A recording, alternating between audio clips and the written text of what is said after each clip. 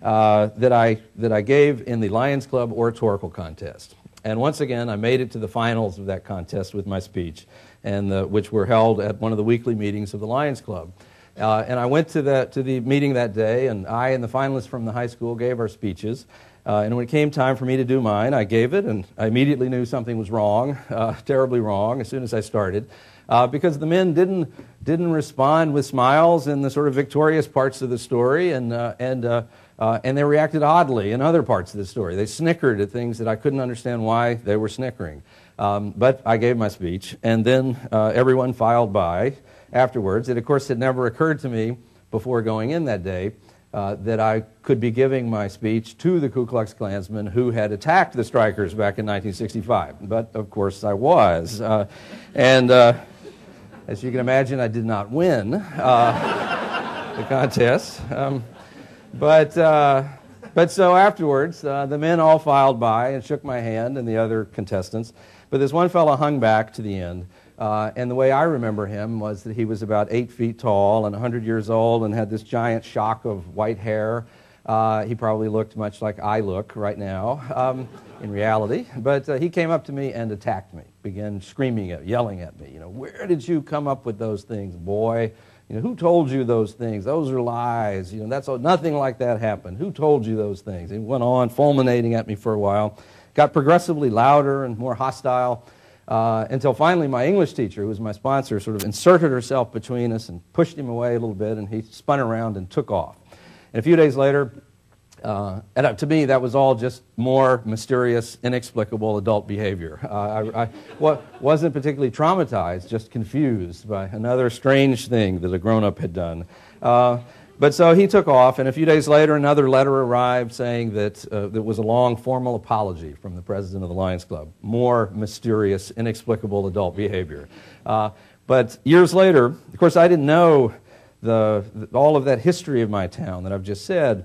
I was only vaguely aware of as a child, vaguely aware of in those days. But so some years later, I went back more as a reporter, and I tried to reconstruct what had happened in my town in those years and what was going on in the background during all of those events.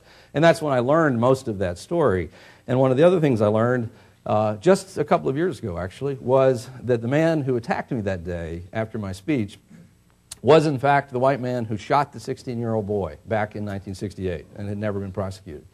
And so I wrote an essay about that, about what happened to that group of children that I was a part of in that school. And I wrote an essay about that appeared in Harper's Magazine many years ago. And after it appeared, a letter to the editor arrived from the man who had been the mayor of my town all of my childhood, a man I had admired greatly, and a good guy for the most part, sort of a benign racist, which was sort of the best you could hope for in those years in a little town in Mississippi. But he wrote a letter to the editor saying that no one in my hometown could remember any of the events that I just described to you. Complete amnesia as to all of those events. And so I have always had, long had, this very, very sharp sense that there are many things that we as Americans choose not to remember, that we hope not to remember, that we work hard not to remember, things that are easy to remember, things that we all knew, just like all the things in my book. Everybody knew those things were happening when they were happening, and everyone really knew what it was about. There was no confusion about what was happening there or here in all parts of the country. But we chose not to remember them for many different reasons. We work hard not to remember those aspects of the past. And I would say to you today that we must remember them, even if it is unpleasant, even if it challenges fundamental pillars of our national mythology and our national identity. We must still confront the most terrible aspects of our collective past, or we will never understand fully who we are, how we got here, and we will not be able to plan a future. We will not be able to vision ourselves in a future America or in future Clevelands or as future individuals. We will not be able to vision the future in a successful way and that includes all the voices and all of the perspectives and all of the history of the past. If we don't understand those things, we will not be able to have that shared vision of the future that we must have, and that perhaps could someday take us to a post-racial society, personally, I'm bored with the idea of a post-racial society.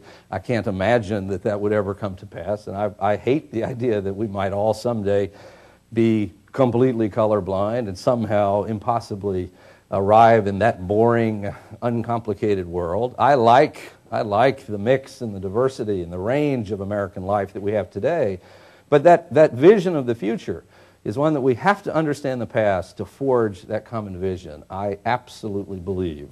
And so I hope that my book stands in defiance of that national instinct to forget, and I hope that all of us can commit ourselves in one way to remember all of the past and use it as a way to shape the future. So I thank you all for listening.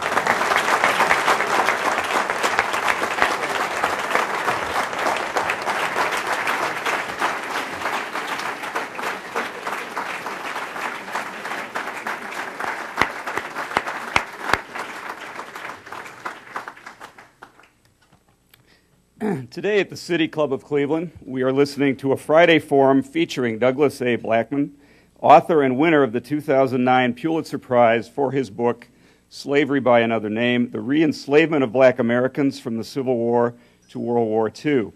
We will return to our speaker in a minute for our traditional City Club questions. We encourage you to formulate questions and remind you that your questions should be brief and to the point.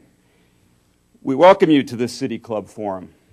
Our greetings go to those present in this room, especially our guests. We hope you will join the City Club and become active in our ongoing civic dialogue. Today we welcome guests at tables hosted by Baker Hostetler, the Federal Reserve Bank of Cleveland, and Key Bank. Thank you for joining us today. Today is also the Tom L. E. Bloom Memorial Forum on Overlooked Citizens of the Inner City, made possible by a generous endowment gift from the Friends of Thomas Bloom. We are pleased to welcome to our forum students who are here as part of our City Club student program. Participation of these students is made possible by a generous grant from the Charles E. Spar Charitable Lead Trust. And as Margot mentioned, today we welcome students from Vermillion High School, University School, South High, and Garrett Morgan High School. Will you students please stand and be recognized?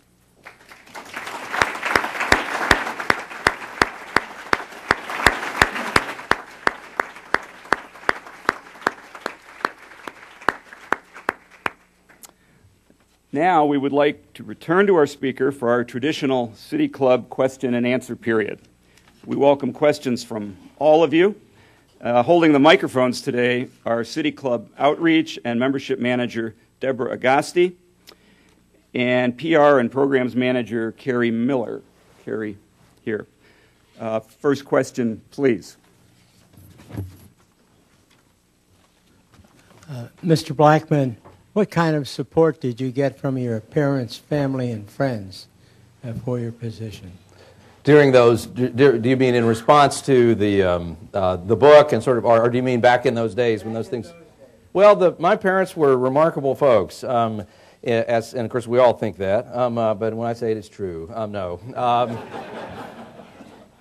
But my parents were country kids from the middle of nowhere out in Louisiana. Both sides of the family descended from poor dirt farmers who never had much at all, as far as I know, for a long, long time. They grew up in a profoundly racist South. All my relatives, all my childhood, even to this day to some degree, were either benign racists or crazy racists, one or the other for the most part. And so, but my parents, for some reason, they were the first in their families to go to college. They left the farm, they left the road, Blackmon Road, which literally is a place in North Louisiana. Ventured out into the world, got college degrees, traveled some distance away before they came back, and so developed a different perspective of some sorts. But they themselves were also, they were moderate Southerners of a sort, certainly not left-wingers, not civil rights activists.